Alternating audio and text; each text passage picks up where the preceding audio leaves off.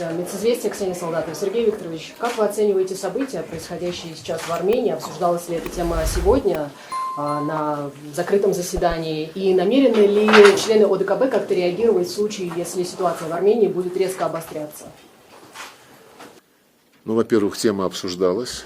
Все высказали серьезную озабоченность тем, что происходит внутри Республики Армения. Понятно, что это внутреннее дело наших соседей, но, безусловно, нападки на каноническую тысячелетнюю армянскую апостольскую церковь вызывают серьезнейшую озабоченность. Церковь традиционно всегда была одной из ключевых опор армянского общества, и нам бы очень не хотелось, чтобы эта церковь подвергалась неоправданным нападкам, по сути дела, без каких-либо серьезных оснований. И мы чувствуем, что в армянском обществе движение в защиту церкви весьма и весьма серьезно. Оно опирается на глубокие традиции, которые православие в Армении имеет.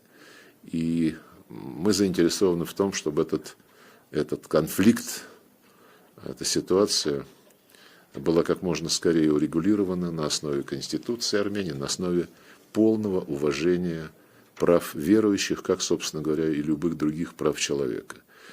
Что касается сегодняшних конкретных вопросов, связанных с участием Армении в ОДКБ, мы приняли к сведению то, что министр иностранных дел вновь отказался приехать на это мероприятие.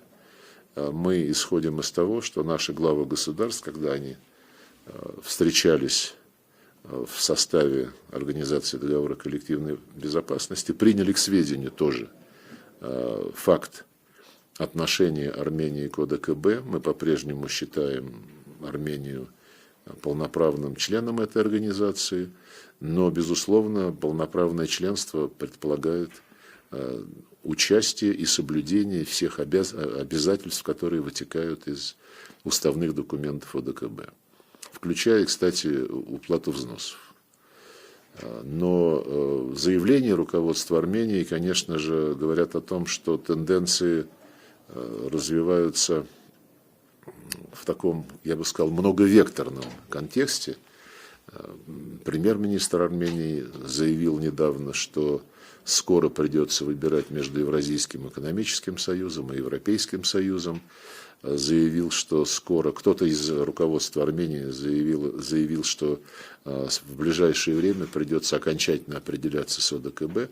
Мы никакого давления на армянские правящие круги не оказываем, будем ожидать ясности во всех этих вопросах, но все мы понимаем, что если Армения будет отворачиваться от своих союзников, от своих ближайших партнеров, от соседей, едва ли это пойдет на пользу армянскому народу.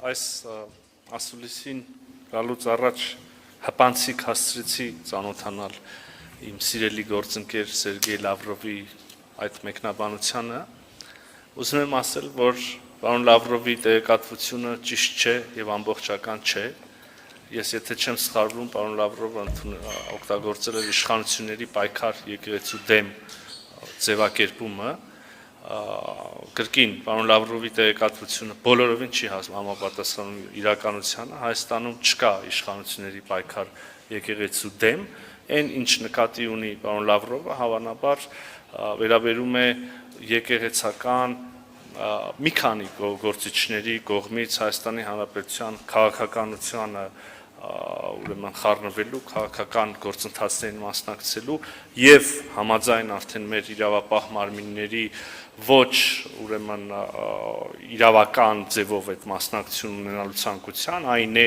եթե ավելի ուղիղ ասենք, ապօրինի ուրեմն հեղաշրջման փորձերին մասնակցելու կամ նախաձեռնելու շուրջ դրանց